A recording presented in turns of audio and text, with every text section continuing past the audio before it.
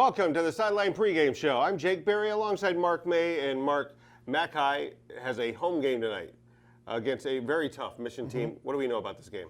Well, we know it's also a homecoming for McAllen, so they'll be especially feverish pitch tonight when a lot of fans should be out there, a lot of homecoming folks out there be enjoying the game.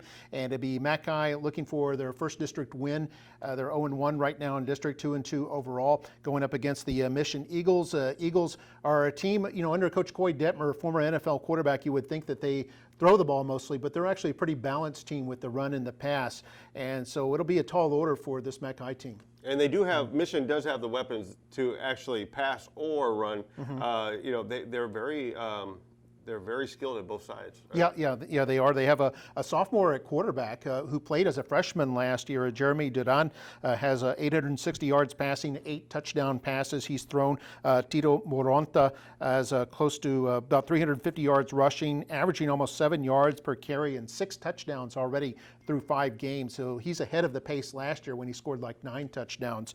Then Andrew Maldonado is a good receiving and running threat. He scored 7 touchdowns already, 4 of them rushing the ball and 3 of them receiving. So Maldonado is definitely a name you'll see out there tonight. Ray Garcia, their big tight end, has caught 9 balls for over 120 yards and a couple of scores.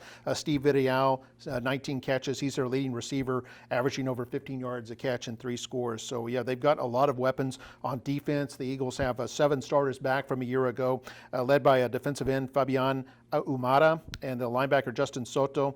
Both of those were second team all district last year.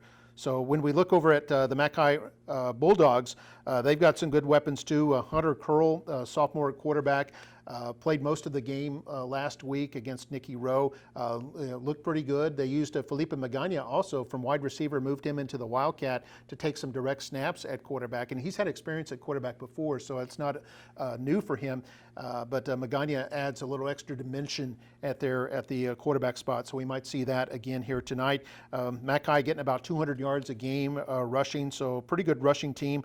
Troy Martinez with 5 touchdowns in 4 games. Last week, Curl had 2 touchdown passes. One of them was to Martinez from 18 yards out, and then Quinlan Canada caught one, and he went 47 yards for his touchdown. It was a highlight reel material. Magana is their leading receiver, of course, and then on defense, McAllen, Juan Corpus, Sir Arredondo. At the defensive line have looked very good. Trace Gagne at linebackers, one of their top tacklers. Defensive back Jackson Helmkamp, not only a threat in the defensive backfield, but he returns kicks as well. So Helmkamp, quite an athlete for them. We did get an interview this week with one of the offensive linemen. He's one of the captains for the team, and that was Kai Hare. I'm Kai Hare, and I play guard for McAllen Bulldogs. My favorite part about being on the O-line is you get to be physical. You can just get in the trenches and manhandle people and move them where you want them to move. Well, you got to watch the defense, make sure they don't swim you, rip. You got to make sure you time your hands so your defense doesn't swat them down and keep your feet moving. When I see a big play happen, it feels good because if you're not blocking, then the running back's not going to be able to get out, or the quarterback's not going to be able to have time to throw the ball. So you're a big part of the play.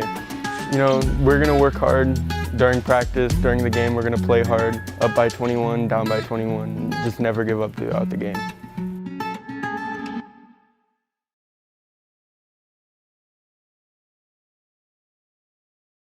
Welcome back to the Sideline pregame show, and we've got highlights from last night's McAllen Memorial La Jolla game.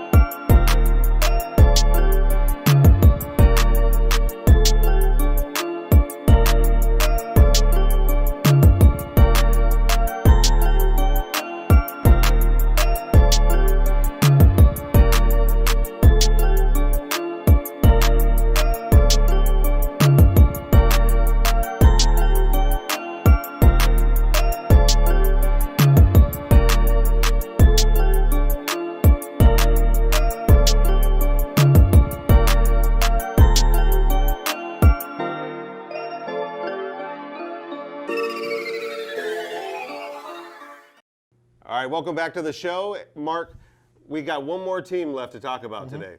Rowe.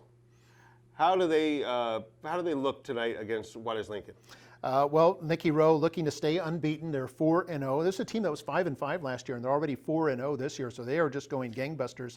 And only, as you pointed out earlier, only undefeated team in 6A. So Rowe doing really well and drawing the notice of everybody out there. But Nicky Rowe, their weapons include Jonas Ortiz at quarterback, 770 yards passing. So a chance with about 225 yards, he can hit the 1,000 mark this evening. He's at 74% pass completion percentage, so that is excellent. 12 touchdowns, including 4 just last week in their district opening win. And as a rusher, he's a threat there too, averaging about 7 yards a carry. The running attack, Lorenzo Lopez was banged up last week. We'll see if he's in action back tonight, but he has 3 touchdowns, is still their leading rusher. They do have other weapons though, and Joey Partida and Nick Meehan, they both shared the running duties last week, and Partida averaging 8.5 yards a carry, Meehan about 5 yards a carry, and has 3 touchdowns already, so he's a guy they like to go to around the goal line. Our top receivers include Alexander Dua, 16 catches for 100 yards and a touchdown. Partida is he's a good all-around threat because he plays defense, he plays offense, he can run the ball, he can catch the ball. He has 15 receptions, so he's number 2 on the team in terms of receiving, and has a touchdown receiving as well, so he's actually got 2 on the year. Gustavo Cruz, their tight end, caught a 60-yard touchdown catch last week in their district opening win, so he's averaging about 21 yards a catch, Cruz, which is amazing for a tight end. Usually that's a guy you go to for the short passes. On defense, Jose Alonso, 26 tackles, leads the team. Defensive back Jason Neal, who's only a sophomore, but has looked really good there at safety. He has 25 tackles. Linebacker Derek Luna, who's another two-way player. Unusual on 6A to see so many players that play 2 ways, but Coach Robert Flores is using that system with good effectiveness this year. And Derek Luna, receiver who also plays linebacker, has 21 tackles. So it'll be a tall order for Juarez Lincoln. Yeah, and Juarez Lincoln really suffering this year. They really haven't been able to put it together. And it's been that way for a while. Yeah, they've lost 13 of their last 14 games. Going back to last year, they're 1-3 this year. Won their opener against Rio Hondo. They've lost 3 straight coming into this evening, including their district opener, which was to PSJA North Raiders. They're averaging about 22 points a game for Coach Tomas Garcia. They've got just 8 starters back, just 4 on offense, 4 on defense. They'll be led by quarterback Josh Briones and their tight end Orlando Pettis on offense. Then on defense, they've got a second-team all-district player from last year, a linebacker Keith Hernandez.